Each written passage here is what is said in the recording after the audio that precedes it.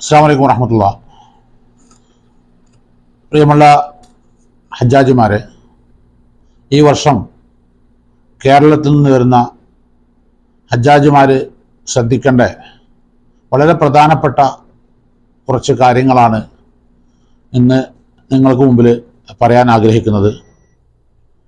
നാട്ടിൽ നിന്ന് ഹജ്ജിന് പുറപ്പെടുന്നതിന് മുമ്പ് തന്നെ നമ്മുടെ ഹാജിമാർ ശ്രദ്ധിക്കേണ്ട ഏറ്റവും പ്രധാനപ്പെട്ട ഒരു കാര്യമാണ്, നമ്മുടെ ആളുകൾ കൂടുതലും പ്രായം ചെന്ന ആളുകളായതുകൊണ്ട് തന്നെ രോഗികളായിട്ടുള്ള ആളുകളും പ്രായം ചെന്ന ആളുകളും അവർ സ്ഥിരമായി കഴിക്കുന്ന മരുന്നുകൾ, അവർ നാട്ടിൽ കഴിച്ചുകൊണ്ടിരിക്കുന്ന മരുന്നുകൾ ഡോക്ടറെ കണ്ടുകൊണ്ട് ഡോക്ടറെ ഉപദേശം തേടിക്കൊണ്ട് ഒരു 45 ദിവസമെങ്കിലും കഴിക്കാനുള്ള മരുന്നുകൾ കൈവശം വെക്കൽ നിർബന്ധം. ഷുഗർ, പ്രഷർ, അതുപോലെ തന്നെ കൊളസ്ട്രോള്, അതുപോലെ തന്നെ ഹൃദയ സംബന്ധമായ രോഗങ്ങൾ, ഇവയ്ക്കൊക്കെ ഉപയോഗിക്കുന്ന മരുന്നുകൾ ഒരു 45 ദിവസം കഴിക്കാനുള്ള മരുന്ന് നിർബന്ധമായിട്ടും കയ്യിൽ കരുതണം.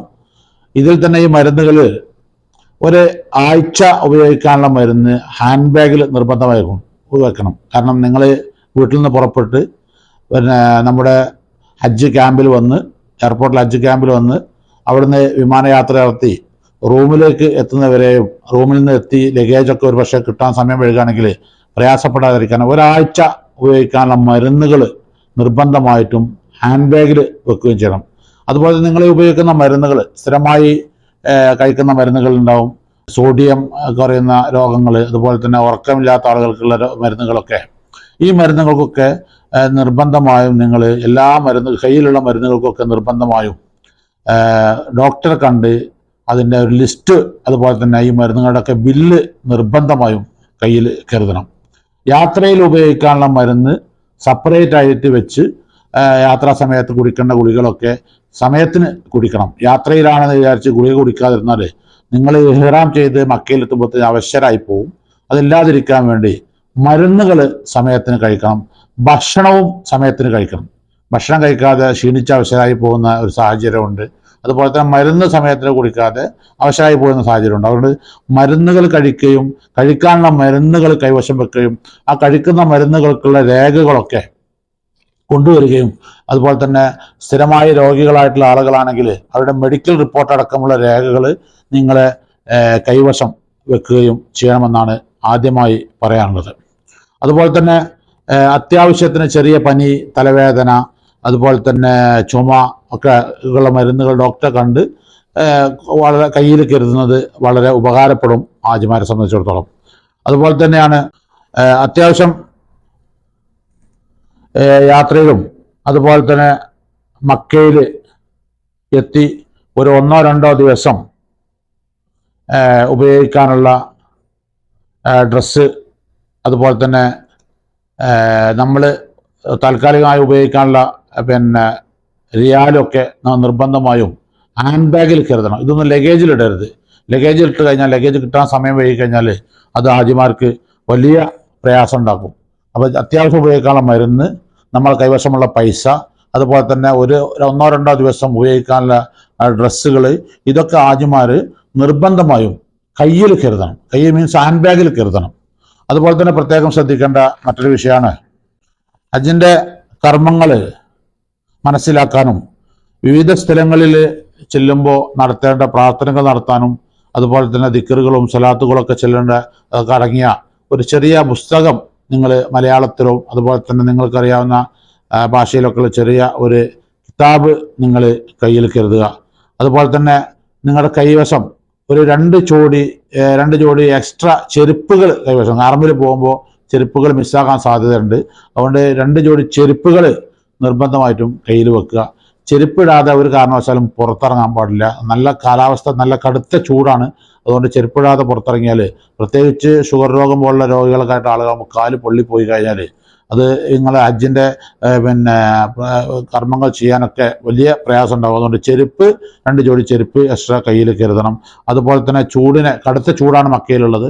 ചൂടിനെ പ്രതിരോധിക്കാൻ വേണ്ടി നിങ്ങൾ പറ്റുമെങ്കിൽ കൂളിംഗ് ഗ്ലാസ്, അതുപോലെ തന്നെ ഒരു തൊപ്പി, ഒരു ചെറിയ കൊട ഒക്കെ എന്ത് ചെയ്യുക, നിങ്ങൾ കയ്യിൽ കരുതുക. ഈ അറമിലേക്ക് പോകുമ്പോൾ ഈ ചെരുപ്പ്, കൊട, അതുപോലെ തന്നെ ഈ കിതാബൊക്കെ സൂക്ഷിക്കാൻ വേണ്ടി ചെറിയ കുട്ടികളെ സ്കൂൾ ബാഗ് പോലത്തെ ഒരു പുറത്തിടാൻ പറ്റുന്ന ഒരു ബാഗ് നിങ്ങൾ എന്ത് ചെയ്യുക, കയ്യിൽ വെക്കുക. അതുപോലെ തന്നെ വെള്ളം ധാരാളം കുടിക്കണം. ഹാജിമാർ വെള്ളം ഇഷ്ടംപോലെ കുടിക്കണം. മൂത്രം ഒഴിക്കാണ്ടാവുന്ന വെച്ചാൽ വെള്ളം കുടിക്കാതെ എന്നാൽ നമുക്ക് പിന്നെ പ്രയാസം ഉണ്ടാക്കും. അതുപോലെ തന്നെ ഭക്ഷണം നന്നായി കഴിക്കണം. ഉറക്കം നന്നായി സമയത്തിന് ഉറങ്ങാൻ വേണ്ടിയിട്ട് ശ്രമിക്കണം. അതുപോലെ തന്നെ നേരത്തെ പറഞ്ഞ പോലെ തന്നെ എല്ലാ മരുന്നുകൾക്കും നിർബന്ധമായും നിങ്ങൾ രേഖകൾ കൊണ്ടുവരണം. എയർപോർട്ടിൽ വരുന്ന സമയത്ത് ചെക്കിങ്ങിലൊക്കെ പെട്ട് കഴിഞ്ഞാൽ അത് പ്രയാസം ഉണ്ടാക്കും. അത് പ്രയാസമില്ലാതിരിക്കാൻ വേണ്ടിയിട്ട് ബില്ല്, എല്ലാ മരുന്നിനും ബില്ലും അതുപോലെ തന്നെ ലിസ്റ്റുകളൊക്കെ നിങ്ങൾ നിർബന്ധമായും കൈവശം വെക്കണം. അതുപോലെ തന്നെ നിങ്ങൾ അത്യാവശ്യം ഉപയോഗിക്കാനുള്ള നിങ്ങൾക്ക് വേണ്ട കുറച്ച് റിയാൽ നാട്ടിൽ നിന്ന് തന്നെ മാറ്റി കയ്യിൽ വെക്കുന്നതായിരിക്കും നന്നാകുക. ഇവിടെ എത്തി മാറ്റാനും അത് മാറ്റാൻ വേണ്ടി മറ്റുള്ളവർക്ക് കൊടുത്ത് സമയം ഒക്കെ വൈകുമ്പോൾ അത്യാവശ്യം സാധനങ്ങൾ വാങ്ങിക്കാനോ അതുപോലെ തന്നെ മറ്റെന്തെങ്കിലും ആവശ്യങ്ങൾ വരുമ്പോൾ ഉപയോഗിക്കാനൊക്കെ അത് പ്രയാസമില്ലാതിരിക്കാൻ വേണ്ടിയിട്ട് ഒരു 500 റിയാൽ താഴെയുള്ള പൈസ നിങ്ങൾ കൈവശം 100, 200, 300, 500 റിയാൽ നാട്ടിൽ നിന്ന് തന്നെ മാറ്റി നിങ്ങൾ കൈവശം വെക്കുന്നത് നന്നായിരിക്കും. അത് നഷ്ടപ്പെടാത്ത സ്ഥലത്ത് ഭദ്രമായി സൂക്ഷിച്ചു വെക്കുന്നത് നന്നായിരിക്കും. ഹാൻഡ് ബാഗിലല്ലാതെ ലഗേജിലോ മറ്റു സ്ഥലങ്ങളിലൊന്നും പൈസ വെക്കരുത്. നിങ്ങൾ കൈവശമുള്ള ഹാൻഡ് ബാഗിൽ അല്ലെങ്കിൽ ശരീരത്തിൽ ധരിക്കുന്ന ബെൽറ്റിനകത്ത് ഒക്കെ എന്ത് ചെയ്യുക, ഭദ്രമായി സൂക്ഷിച്ചു വേണം പൈസ വെക്കാൻ എന്ന് പ്രത്യേകം ശ്രദ്ധിക്കണം.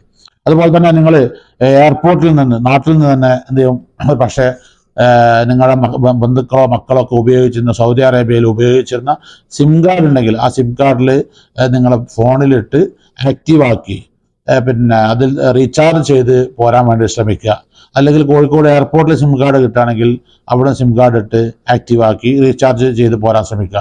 അതല്ലെങ്കിൽ ഇവിടെ വന്നിട്ട് എയർപോർട്ടിൽ ഇറങ്ങുന്ന സമയത്ത് നിങ്ങളെ അവിടുത്തെ പിന്നെ ഓരോ ഇവിടുത്തെ ടെലികോം കമ്പനികളുണ്ട്. ആ കമ്പനികൾ ആളുകളൊന്ന് നിർബന്ധിച്ച് നിങ്ങളെ സിം കാർഡ് എടുക്കുമ്പോൾ ഒന്നിലധികം സിം കാർഡ് ഒരു കാരണവശാലും ആരും എടുക്കരുത്. ഒരു സിം കാർഡ് മാത്രം എടുക്കുക. ആ സിം കാർഡ് ആക്റ്റീവായി എന്ന് എന്ത് ചെയ്യുക, ഉറപ്പ് വരുത്തണം. അല്ലാതെ നമുക്ക് പ്രയാസം ഉണ്ടാക്കും, ഇവിടെ വരുന്ന സമയത്ത് പ്രയാസം ഉണ്ടാക്കും. പിന്നെ നമ്മൾ ഉപയോഗിക്കുന്ന ഫോണിൻ്റെ ചാർജർ, അതുപോലെ തന്നെ 3 പിന്ന്, അതുപോലെ തന്നെ പവർ ബാങ്ക് പിന്നെ കയ്യിൽ വെക്കുക. അതുപോലെ തന്നെ ഈ ഫോണിൻ്റെ പിൻകോഡുകൾ ഉണ്ടാവും. പല ആളുകളും പ്രായം ചെന്ന ആളുകളാകുമ്പോൾ നാട്ടിൽ നിന്ന് ഇത്തരം ആൻഡ്രോയിഡ് ഫോണുകളൊന്നും ഉപയോഗിക്കാത്ത ആളുകളാണെങ്കിൽ ആ ഫോണിൻ്റെ പിൻകോഡ് നിർബന്ധമായും ഒരു പേപ്പറിൽ എഴുതി കൈവശം വെക്കുക. അതുപോലെ തന്നെ വൈഫൈ ഉപയോഗിക്കാനൊക്കെ എന്ത് ചെയ്യുക, മക്കളെ കൊണ്ട് പഠിപ്പിച്ച് വരിക. എല്ലാ ബിൽഡിങ്ങുകളും വൈഫൈ ഉണ്ടാവും. വൈഫൈ ഉപയോഗിച്ച് നിങ്ങൾക്ക് നാട്ടിലേക്ക് ഫോൺ ചെയ്യാനും നെറ്റ് ഉപയോഗിച്ച് ഫോൺ ചെയ്യാനൊക്കെ പൈസ ഇല്ലാതെ ഉപയോഗിക്കാൻ പറ്റും. അപ്പോൾ വൈഫൈ ഉപയോഗിക്കാൻ അതുപോലെ തന്നെ നെറ്റ് ഉപയോഗിക്കാനൊക്കെ കാര്യങ്ങൾ മനസ്സിലാക്കി വരുന്നത് വളരെ നന്നായിരിക്കും. അല്ലെങ്കിൽ ഇവിടെ വന്നിട്ട് ഇതിനൊക്കെ പ്രയാസം ഉണ്ടാക്കും. അതുപോലെ തന്നെ നാട്ടിലെ നമ്മളെ ബന്ധപ്പെട്ട ആളുകളുടെ ഒരു അഡ്രസ്സ്, അതുപോലെ തന്നെ ബന്ധപ്പെട്ട മക്കളുടെയോ അല്ലെങ്കിൽ ഭാര്യയുടെയോ അല്ലെങ്കിൽ ഭർത്താവിൻ്റെയോ അല്ലെങ്കിൽ ബന്ധപ്പെട്ട ആളുകളുടെയൊക്കെ ഒരു പിന്നെ അഡ്രസ്സുകളും ടെലിഫോൺ നമ്പറുകളും ഒരു പേപ്പറിൽ എഴുതിയിട്ട് നമ്മൾ എന്ത് ചെയ്യുക, ഹാൻഡ് ബാഗിലോ അല്ലെങ്കിൽ ഒരു പേഴ്സിലോ എവിടെയെങ്കിലുമൊക്കെ എന്ത് ചെയ്യുക, ഭദ്രമായിട്ട് വെക്കണം. അഥവാ ഫോൺ നഷ്ടപ്പെടുകയോ നമ്മൾ എവിടെയെങ്കിലും മിസ്സാവുകയോ ചെയ്താൽ അവരുമായി കോണ്ടാക്ട് ചെയ്തുകൊണ്ട് ഇന്ന നാട്ടുകാരനാണ് ഇന്ന ആള് എന്ന് മനസ്സിലാക്കാൻ വേണ്ടി ഒരു പേപ്പറിൽ എന്ത് ചെയ്യുക, നമ്മുടെ അഡ്രസ്സുകൾ ഭദ്രമായി എഴുതി നാട്ടിലെ ബന്ധപ്പെട്ട ആളുകൾ ബന്ധപ്പെടേണ്ട ഫോൺ നമ്പറൊക്കെ നിങ്ങൾ കൈവശം വെച്ചാൽ അത് വളരെ ഉപകാരപ്പെടും എന്നാണ് പറയാനുള്ളത്. അതുപോലെ തന്നെയാണ് നമ്മുടെ പാസ്പോർട്ടിൻ്റെ കോപ്പി, അതുപോലെ തന്നെ ടിക്കറ്റ് കോപ്പി, വിസ പേപ്പറൊക്കെ ഫോട്ടോ എടുത്ത് പിന്നെ ഒന്നിരിക്കൽ ബന്ധപ്പെട്ട ആളുകളുടെ വാട്സപ്പിലേക്കോ അല്ലെങ്കിൽ പിന്നെ നിങ്ങളുടെ ഫോണിലോ എന്ത് ചെയ്യണം, അത് വെക്കണം. അഥവാ എന്തെങ്കിലും മിസ്സിങ് സംഭവിച്ചാൽ ഒരു ടെൻഷൻ ഇല്ലാതിരിക്കാൻ വേണ്ടിയിട്ട് അതൊക്കെ നന്നായിരിക്കും എന്നാണ് പറയാനുള്ളത്. നമ്മുടെ ലഗേജിൽ നിങ്ങളുടെ കവർ നമ്പർ, അതുപോലെ തന്നെ ബിൽഡിംഗ് നമ്പർ, റൂം നമ്പർ ഒക്കെ രേഖപ്പെടുത്തിയിട്ടുണ്ടാവും. അത് രേഖപ്പെടുത്തിയിട്ടുണ്ട് എന്ന് നമ്മൾ ഉറപ്പ് വരുത്തണം. ആ രേഖപ്പെടുത്തിയ നമ്മുടെ ഫോട്ടോ പതിച്ച് നമ്മുടെ ഹാൻഡ് ബാഗിലും അതുപോലെ തന്നെ നമ്മുടെ ലഗേജിലും നമ്മുടെ building number, room number, address എഴുതിയ ഭാഗം എയർപോർട്ടിൽ നിന്ന് ലഗേജ് കൊടുക്കുന്ന സമയത്ത് തന്നെ അതിന് മുമ്പ് ഒരു ഫോട്ടോ എടുത്ത് നിങ്ങളെ ഫോണിൽ വെക്കുകയും അതുപോലെ തന്നെ അല്ലെങ്കിൽ ബന്ധപ്പെട്ട ആളുകൾക്ക് അയച്ചു കൊടുക്കുകയോ ചെയ്യണം. അതുപോലെ തന്നെ നിങ്ങളുടെ ഒരു പുതിയ ഫോട്ടോ, ഇപ്പം നിലവിലുള്ള ഒരു ഫോട്ടോ, ഒരു പക്ഷേ നിങ്ങളൊക്കെ പാസ്പോർട്ട് കൊടുത്ത സമയത്ത് പാസ്പോർട്ടിൽ പഴയ ഫോട്ടോ ആയിരിക്കും, നിലവിലുള്ള ഒരു ഫോട്ടോ എടുത്ത് നിങ്ങളുടെ ഫോണിലോ അല്ലെങ്കിൽ ബന്ധപ്പെട്ട ആളുകളുടെ കൈവശം വെക്കുന്നത് നന്നായിരിക്കും. അഥവാ ആളുകൾ മിസ്സായി കഴിഞ്ഞാൽ നമ്മുടെ മിസ്സിംഗ് സെർച്ച് ടീമിന് കൊടുക്കുമ്പോൾ പുതിയ ഫോട്ടോ ഉണ്ടാവുന്നത് വളരെ ഉപകാരപ്പെടും. അതിന് പുതിയ ഫോട്ടോ എടുത്ത് കയ്യിൽ വെക്കാനോ അതിൽ ഫോണിൽ വെക്കാനോ അല്ലെങ്കിൽ നാട്ടിലെ ബന്ധപ്പെട്ട ആളുകൾക്ക് കൊടുക്കാനോ വേണ്ടിയിട്ട് എന്ത് ചെയ്യണം, നമ്മൾ ശ്രദ്ധിക്കണം. മിനയിലോ അറഫയിലോ മുസ്ദലിഫയിലോ എവിടെയെങ്കിലും നമ്മൾ മിസ്സായി കഴിഞ്ഞാൽ നമ്മളെ ഇപ്പോഴത്തെ ഫോട്ടോ കിട്ടാൻ വേണ്ടിയിട്ടാണ് അങ്ങനെ പറയുന്നത്. അതുപോലെ തന്നെയാണ് നമ്മൾ ഈ രേഖകളൊക്കെ നമ്മുടെ ബാഗിൽ ലഗേജിലൊക്കെ നമ്മൾ റൂം നമ്പറും കവർ നമ്പറും അതുപോലെ തന്നെ ടെലിഫോൺ നമ്പർ ഒക്കെ രേഖപ്പെടുത്തിയിട്ട് നമ്മൾ ഉറപ്പുവെക്കണം. അതുപോലെ തന്നെ മിനയിലെത്തുമ്പോൾ അവിടെ നമ്മുടെ KMCCയുടെ കഞ്ഞി നിങ്ങൾക്ക് തമ്പിൽ നിന്ന് വാങ്ങാൻ വേണ്ടിയിട്ട് നിങ്ങൾ ഒരു തൂക്കപാത്രവും അതുപോലെ തന്നെ കുടിക്കാനുള്ളൊരു കയ്യിലും നിങ്ങളെ കയ്യിൽ നിർബന്ധമായിട്ടും കരുതണം. അത് മിനയിലേക്ക് പോകുമ്പോഴും അത് കൈവശം വെക്കണം. അതുപോലെ തന്നെ അത്യാവശ്യം പാകം ചെയ്യാനുള്ള ഭക്ഷണം പാകം ചെയ്യുന്ന ആളുകളുണ്ടാവും. സ്ത്രീകൾ മാത്രമുള്ള ആളുകളുണ്ട്, മുഹറമില്ലാതെ വരുന്ന ആളുകളുണ്ട്. അവർക്കൊന്നും ഒരുപക്ഷെ പുറത്ത് പോയി ഭക്ഷണം വാങ്ങാൻ കഴിയില്ല. ആ പുറത്ത് പോയി ഭക്ഷണം റൂമിൽ നിന്ന് ഭക്ഷണം പാകം ചെയ്യുന്ന ആളുകളാണെങ്കിൽ അത്യാവശ്യം പാകം ചെയ്യാനുള്ള ചെറിയ പാത്രങ്ങൾ, അത് കഴിക്കാനുള്ള പ്ലേറ്റുകൾ, അങ്ങനത്തെ ഒക്കെ വളരെ അത്യാവശ്യപ്പെട്ട പ്രധാനപ്പെട്ട സാധനങ്ങളൊക്കെ എന്ത് ചെയ്യുക, കൈവശം വെക്കുക. അതുപോലെ തന്നെ പാകം ചെയ്യാനുള്ള അത്യാവശ്യം ഉപയോഗിക്കാനുള്ള ഭക്ഷണ സാധനങ്ങളൊക്കെ വളരെ കുറച്ച് കൈവശം വെക്കുക.